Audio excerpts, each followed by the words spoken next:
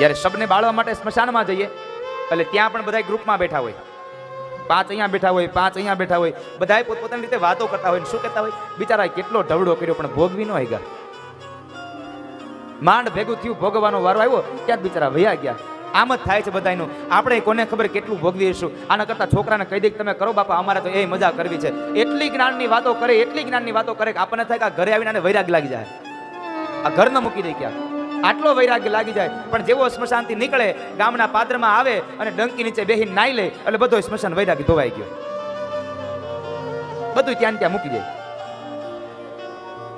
એમાં જરાય સંશય નહીં, પાછો હતો ત્યાં ત્યાં. એટલે આપણે પણ આવું જ થાય. ઊભા થાય એટલે બધું ખખીરીને જાય.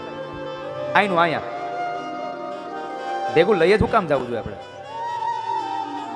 આપણે તો ભેગું શું આવશે? જેટલું ધન ભેગું કર્યું એ બધું ભેગું આવશે. આમાંથી કશું નહીં આવે સાહેબ. હજી સુધીમાં મેં ક્યારેય જોયું નથી કે મોટામાં મોટો ધનવાનનો કોઈ માણસ, કોઈ પુરુષ, કોઈ યુવાન, કોઈ સ્ત્રી હોસ્પિટલની અંદર મૃત્યુ પામે અને એની પાસે સારામાં સારી મોટામાં મોટી ગાડી હોય, મોંઘી કાર હોય, પણ ક્યારેય મેં સાંભળ્યું નથી કે હોસ્પિટલમાં મૃત્યુ પામેલા એના પોતાના જ પરિવારજનના શબને એની ગાડીમાં લાવે. નહીં નહીં, શબ વાહિની બાંધી લ્યો ને ભાઈ. કારણ ને સંબંધ પૂરો થયો. એક જીવ નીકળી જાય એટલે આ શરીર સાથે આપણો સંબંધ પૂરો થઈ જાય. આપણે તરત ડરીએ, હવે શબને આપણી ગાડીમાં ન લઈ જવાય. એ શબ થઈ ગયું. કારણ એમાંથી જીવ નીકળી ગયો, પરમાત્મા નીકળી ગયો, અંશી નીકળી ગયો છે.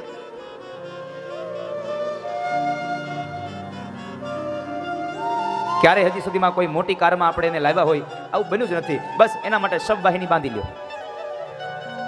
શબ વાહિની બંધાઈ જાય.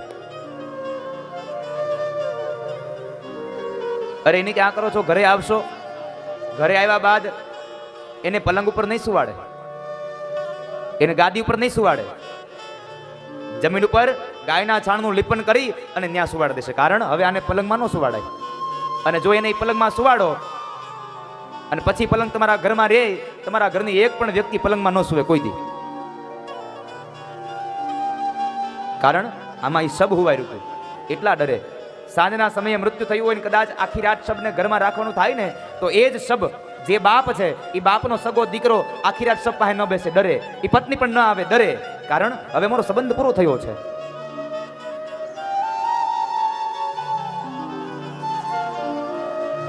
સંબંધ જીવ સાથે હોય છે સાહેબ. રડે ખરા, પણ કોના માટે રડે છે હજી આ જગતના કોઈ માણસને ખબર નથી પડી. ક્યારે તમે જો માણસ મૃત્યુ પામે ત્યારે રડો છો, શું કામ રડો છો? કોના માટે રડો છો? જો તમે જીવ માટે રડતા હોય તો જીવને તમે કોઈ દિવસ જોયો નથી તો એના માટે શું કામ રડો છો? જેને તમે જોયો જ નથી એના માટે શા માટે રડો છો? અને જો તમે શરીર માટે રડતા હોય તો શરીર તો જે અહીંયા પડ્યું છે તો એના માટે રોવું મિથ્યા છે. શા માટે રડો છો? કોઈને ખબર નથી શું કામ રડે છે માણસ. કોના માટે રડે છે એ નથી ખબર. જીવ માટે કે શરીર માટે?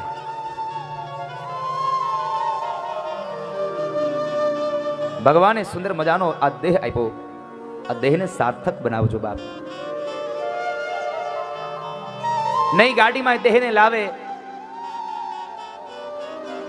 અરે ઘરે આવીને કદાચ હાથમાં વીટીઓ રહી ગઈ હશે, બધી વીટીઓ કાઢશે. એમાંની એક વીટી કદાચ આંગળી ફૂલી ગઈ હશે ને વીટી નહીં નીકળે ને તો વીટી કાપી લેશે કે હવે બાપુજી નો વાગે, કાઢી લ્યો. એ કાપીને કાઢી લેશે, જવા નહીં દે. અને પછી એના મોઢામાં હરિદ્વારથી 10 રૂપિયાની 3 પવિત્રી લાવ્યા હોય ઈત્રામાનો કવડો મૂકે, આ પવિત્રી લ્યો. આટલો જીવ આપણો હાલે. હજી સુધીમાં મેં નથી જોયું ક્યાંય કે કોઈના મોઢાની અંદર ક્યારેય સોનાની વીટી કોઈ મૂકી હોય. ત્યાં ત્રાંબાનો જ કવડો, ત્રાંબુ જ પવિત્ર, બીજું કઈ પવિત્ર જ નહીં. ન જવા દઈએ. પહેરેલા કપડા કાઢી લઈએ, નવું ખાપણ ઉઢાડી દઈએ. ક્યાં સુધી? સ્મશાન સુધી. સ્મશાને જઈને ખાપણ પણ કાઢી લઈએ છીએ. કંઈ ભેગું નથી લઈ જવા દેતા. ભેગું આવશે તો માત્ર તમારું કરેલું સત્કીર્તન, તમારું કરેલું સત્કર્મ આવશે, તમારું કરેલું પુણ્યનું ભાથું ભેગું આવશે. બાકી કશું તમારી સાથે નહીં આવે આ જગતમાંથી. મારું મારું કરીને ધન મેળવ્યું રે, મારું મારું કરીને ધન મેળવ્યું રે, એમાં તારું નથી તલભારયંત, કાળે સગું નહીં કોયનું રે, એમાં તારું નથી તલવાર અંત કાળે સગું નથી કોઈનું રે. અંતકાળે કોઈ સગું નથી. મારું મારું કઈ બધું ભેગું કરશો પણ બધું અહીંયા જ પડ્યું રહેશે. કોઈ દીકરાઓ સાથે નહીં આપે. અને જો મારું હોય ને એ સાથે આવે સાહેબ.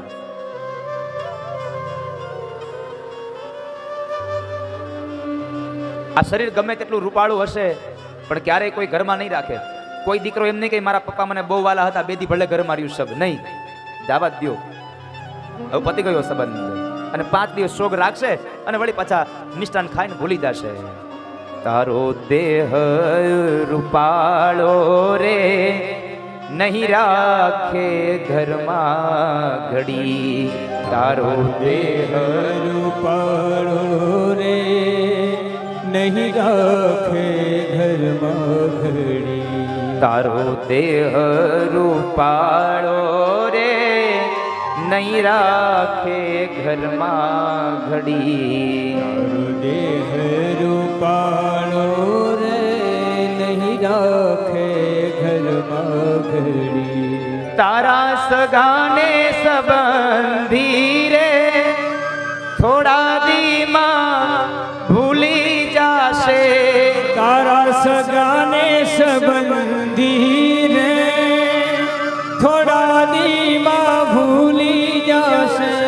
તારા સગાને સંબંધી રે થોડા દીમાં ભૂલી જાશે.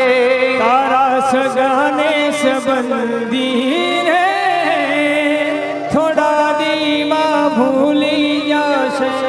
આ કાયામાંથી હંસલો રે ઓ ચિંતાનો ઉડી જાશે. આ કાયામાંથી હંસલો રે ઓ ચિંતાનો ઉડી જશે. ક્યારે આ હંસલો વયો જાશે એનો કોઈ ભરોસો નથી સાહેબ. માટે તમે ભાતું ભેંગું બાંધી લેજો. પછી મેં ગઈકાલે વાત કરી હતી એમ કે કદાચ પછી મર્યા પછી એ આપણા સંતાનો પાછળથી કૂતરાઓને ગાંઠિયા ખવડાવે એ આપણને મળે કે ન મળે કોને ખબર છે. એમ ના કરતા તમારી જાતે જ ભાતું બાંધતા જાજો. અહીંથી 200-500 કિલોમીટર દૂર જઈએ ને તો એ રસ્તામાં હોટલો આવે, અહીંયા ઊભા રહીએ ચા નાસ્તો કરીએ, જમીએ. કારણ આપણને ખબર છે કે અહીંયા હોટલ આવશે એટલે ભાતું નથી બાંધતા આપણે. હવે થેપલા બંધ થઈ ગયા લેવાના, નહીં તો બહાર ગામ જવાનું થયું નથી ને કાંઈ થેપલા બનાવ્યા નથી. થેપલા અથાણા ગોળ છાશ હોય, બીજું જોઈએ હું. પણ હવે આપણને ખબર છે કે રસ્તામાં સારી સારી હોટલો આવે છે એટલે આપણે એ ભાતા કરી દીધા બંધ. હવે તો ન્યા ડાયરેક્ટ જમી લેવાય ને ગરમા ગરમ, ભલે થોડા પૈસા દેવા પડે. એ ખબર છે કે અહીંયા રસ્તામાં હોટલ આવે છે પણ ઉપર જવામાં એટલા કિલોમીટરની મુસાફરી છે એ હજી ખબર નથી. બહુ લાંબી છે એટલી ખબર છે પણ હજી ક્યાંય એને કોઈએ કીધું નથી કે આટલા કિલોમીટર પછી હોટલ આવશે. કોઈનો ફોન હજી આવ્યો નથી કે આટલા કિલોમીટર પછી હોટલ આવશે. તો પછી રસ્તામાં ભૂખ લાગશે તો શું કરશો? એના કરતા ભાથું ભેગું બાંધતા જાજો. તને મળ્યો રૂડો મન ખોરે બાંધી લેને ભવનું ભાથું. મન ખોરે બાંધી લેને ભવનું ભાથું. તને મળ્યો રૂડો મન ખોરે બાંધી લેને ભવનું ભાથું. તને મળ્યો રૂડો મન ખોરે બાંધી લેને ભવનું ભાથું. થાને કૃષ્ણ ભક્ત સાચો રે ફેરો તારો સફળ થાશે. થાને કૃષ્ણ ભક્ત સાચો રે ફેરો તારો સફળ થાશે. કોણ જાણી શકે કાળને રે સવારે કાલ કેવું થાશે. કોણ જાણી શકે કાળને રે સવારે કાલ કેવું થાશે. કોને ખબર છે કાલ સવારે શું થશે? કાલ સવારના સત્રમાં આપણે આવીને અહીંયા કથા સાંભળશું કે નહીં સાંભળીએ કોને ખબર છે? સવારે ઉઠી જાવું એ હજી ભગવાનના હાથમાં છે. એ ઉઠાડે તો ઉઠીએ, નહીં તો શું ઉઠીએ? પણ એ ઉઠાડશે જ નહીં તો શું કરશો? એના કરતાં સવારમાં વહેલું નીકળવાનું થાય એટલે શિરામણ કરાય હોતે એટલે ભાતું ભેગું બાંધતા જાજો અત્યારથી. ન જાણ્યું જાનકી નાથે કાલ સવારે શું થવાનું. તો આપણે તો કાળા માથાના મનુષ્યો છીએ. સુખદેવજી મહારાજ કહે છે રાજા જેનું મૃત્યુ નજીક આવે એને ભગવાનનું યજન કરવું જોઈએ. બીજા જે શ્રોતાઓ બેઠા હતા એને વાત કરી બાપજી મહારાજ આને તો ખબર છે કે આજથી 7મે દિવસે એનું મૃત્યુ છે, નજીક છે, પણ જેને ખબર નથી એને પરીક્ષિતની આવરદા બંધાઈ ગઈ હતી 7 દિવસની કે આજથી 7મે દિવસે જ તારું મૃત્યુ થાય, ત્યાર પહેલા ન થાય. જ્યારે આપણી આવરદા આપણને ખબર નથી કેટલી આવરદા બાકી છે, પણ એક વાત નક્કી છે કે પરીક્ષિતનું મૃત્યુ 7મે દિવસે હતું અને આપણું મૃત્યુ 7 દિવસમાં છે. પરીક્ષિતનું મૃત્યુ 7મે દિવસે હતું, આપણું મૃત્યુ 7 દિવસમાં. પ્રાથમિક શાળામાં ગુજરાતીમાં કવિતા આવતી, રવિ પછી તો સોમ છે, ત્રીજો મંગળવાર, બુધ ચોથો, ગુરુ 5મો, છઠ્ઠો શુક્રવાર, શનિવાર તે 7મો, છેલ્લો વાર ગણાય, આમ કરીને અઠવાડિયું 7 વારનું થાય. 7 જ દિવસમાં મૃત્યુ છે. કોઈક સોમવારે જાહે, કોઈક મંગળવારે ટપકી જાહે. જવાનું બધાની વાત નક્કી છે. કોક જાહે, કોક મળશે, કોક મૃત્યુ પામશે, કોક મળશે, કોક વિખૂટો પડશે. બધાનું થવાનું જ સાહેબ. કારણ આ કાયામાંથી હંસલો રે ઓ ચિંતાનો ચાલ્યો જાશે. કાયામાંથી હંસલો રે ઓ ચિંતાનો ચાલ્યો જશે. માટે પરમાત્મામય જીવન બનાવજો. પુત્ર પુત્રાદિક સંપદામાં આસક્ત બની અને જીવન વ્યર્થ ન કરશો. કારણ આ સ્વરૂપ છે ચિદાનંદ રૂપ શિવોહમ શિવોહમ. ચિદાનંદ રૂપ શિવોહમ શિવોહમ. ચિદાનંદ રૂપ છે આ સાહેબ, શિવનું અંશ છે. માટે જેણે પણ ભગવાને જીવાત્મા પ્રત્યેનો અધિકાર આપ્યો છે, માણસ હર હંમેશા ભગવાનનું યજન કરજો, પરમાત્માનું રટન કરજો. ત્યારબાદ ભાગવતનો આરંભ થયો. વર્ણ વ્યવસ્થાની વાત બતાવી, આ જગતના નિર્માણની કથા બતાવી, ભગવાનના આ વિરાટ સ્વરૂપ છે આ જગત, એની વાત બતાવી. અને સુખદેવજી મહારાજ રાજા પરીક્ષિતને કહે છે રાજા આ જગતમાં દરેક જીવાત્માને મુક્તિ મળવાની છે. કોઈને આજ મળશે, કોઈને કાલ મળશે, કોઈકને આ જન્મે મળશે, કોઈકને બીજા જન્મે મળશે.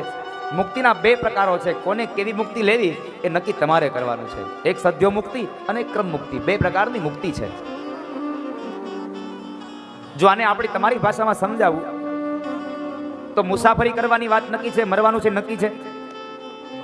એટલે મુસાફરી કરવાની વાત નક્કી છે. હવે મુસાફરી શેમાં કરવી એ નક્કી તમારે કરવાનું. પ્લેનમાં કરવી છે, ટ્રેનમાં. પ્લેનમાં કરવી છે તો સુરતથી બેહો સીધા દિલ્હી, આ પ્લેન મુસાફરી, આ સદ્યો મુક્તિ. સુરતથી બેસો અને દિલ્હી જાઓ, પણ વચ્ચેમાં બધા સ્ટેશન લેતા જાય, અંકલેશ્વર ને ભરૂચ ને નડિયાદ ને વડોદરા બધું લેતું જાય. આ ક્રમ મુક્તિ, ટ્રેન મુસાફરી. પ્લેનમાં બેસશો જલ્દી પહોંચશો, ભાડું વધારે થાય. ટ્રેનમાં બેસશો ભાડું ઓછું થાય, મોડા પૂગશો. નક્કી તમારે કરવાનું છે. એક પછી એક સ્ટેશન લઈને જવું છે. દિલ્હી જાશો એ વાત નક્કી છે. દરેકે દરેક જીવાત્માને ભગવાને વરદાન આપ્યું છે કે તને હું મુક્તિ કરીશ, તને મોક્ષ આપીશ. આ વાત નક્કી છે. પણ કેવી રીતે મોક્ષ મેળવવો એ તારે નક્કી કરવાનું છે. ટ્રેનમાં બેવું છે, પ્લેનમાં. મનુષ્ય અવતાર પૂરો થાય એટલે સીધી જ મુક્તિ, એ તારા હાથમાં છે. મનુષ્ય અવતાર પૂરો થાય પછી પશુ યોનિમાં પતંગા બનવાનું, કીડા બનવાનું, મકોડા બનવાનું, આ નક્કી તારે કરવાનું છે. ક્રમ મુક્તિ જોઈએ છે કે સદ્યો મુક્તિ? જો સદ્યો મુક્તિ જોતી હશે તો ભગવાનના નામનું નાણું ખર્ચવું પડશે સાહેબ. ભગવાનના નામની ટિકિટ લેવી પડશે. અને ક્રમ મુક્તિ જોતી હશે તો થોડી ઘણી લેશો તો હાલશે, વાંધો નહીં આવે. એટલે મનુષ્ય અવતાર પૂરો થાય અને જેને જેને ડાયરેક્ટ મુક્તિ કેળવી છે કે આ 7 દિવસમાં મન ભરીને નાચી લેજો. કદાચ હારે કનૈયો નાચી લઈ અને હારે લેતો જાય, બાવડું પકડતો જાય.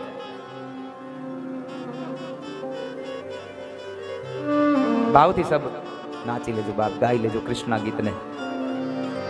અને આપણે ગાવા માટે તો અહીંયા બેઠા છે, બીજું શું કરીશું? એને કથાઓ સાંભળીને આનંદ કરીશું અને નાચી કૂદીને આનંદ કરી અને પરમાનંદની અનુભૂતિ કરીશું. ઘણા લોકો હોય, અમે જોતો હોઉં ને કથામાં, હું નાચવાનું કહું ને એટલે 50% લોકો તો માંડ ઉભા થાય, ક્યારેક ક્યારેક 30% થાય. 50%ની ઉપર તો ક્યારેય ગયા જ નથી કોઈ. એ વિચાર કરે કે આપણે ઊભા થવું ને નહીં, કદાચ કોઈ બાજુવાળો કે આને ભક્તિ સમરા કાઢી ગઈ, એલા ઈ ભલે કે બોલવા વાળા બોલ્યા કરશે, તું તારું વિચાર, તું તારું જો.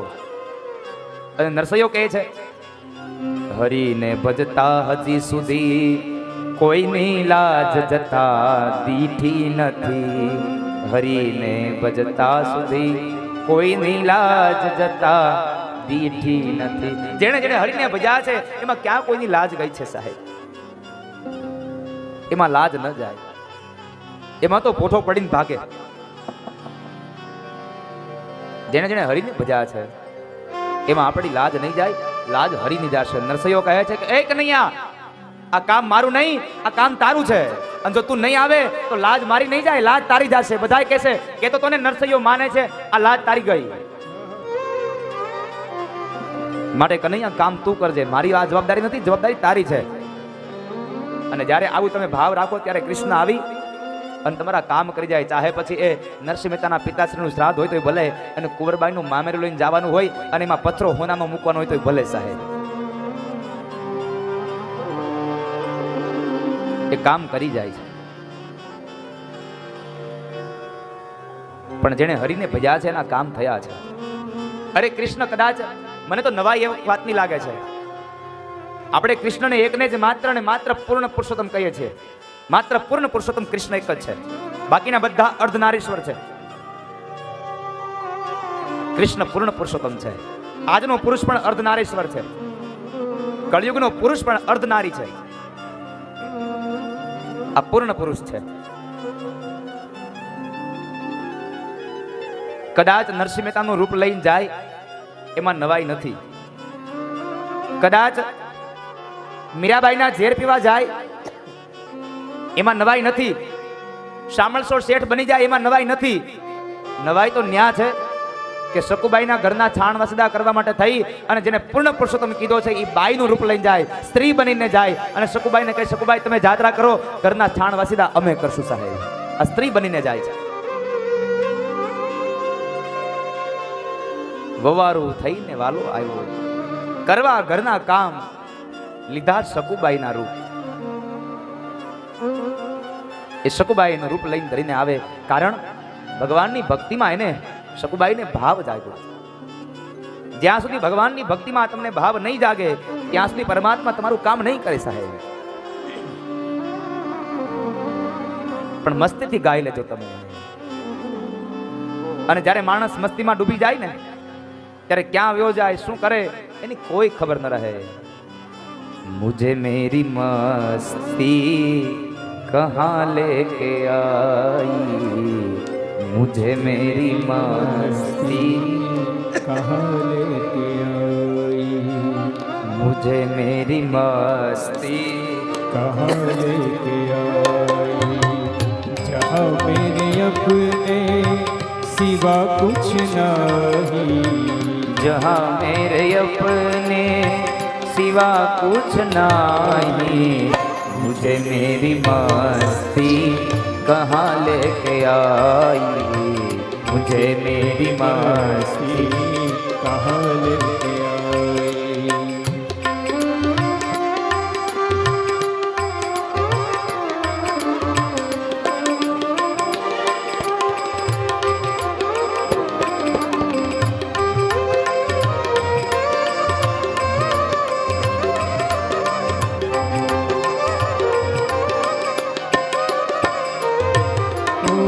पता जब लगा मेरी हस्ती का मुझको. જ્યારે માણસને ખબર પડી જાય હવે બસ મને મારી ઓકાત ખબર છે કે હું શું છું, અને જ્યારે માણસ તમામ વસ્તુને ભૂલી જાય, બીજી પંક્તિમાં કીધું જહાં મેરે અપને સિવા કુછ નહીં, જ્યાં મારી સિવાય કઈ નથી. માણસ ભૂલી જાય આજુબાજુમાં કોણ બેઠું છે આ ભૂલી જાય, માત્ર કૃષ્ણમય દેખાય ત્યારે સમજો ત્યારે જ એ નાચી શકે, બાકી નાચી ન શકે. કારણ કનૈયો કહે છે કે જે માણસ વાસનાઓને ભૂલે એને મારા રાસમાં નાચવા દઉં, બાકી નાચવાય ન દઉં.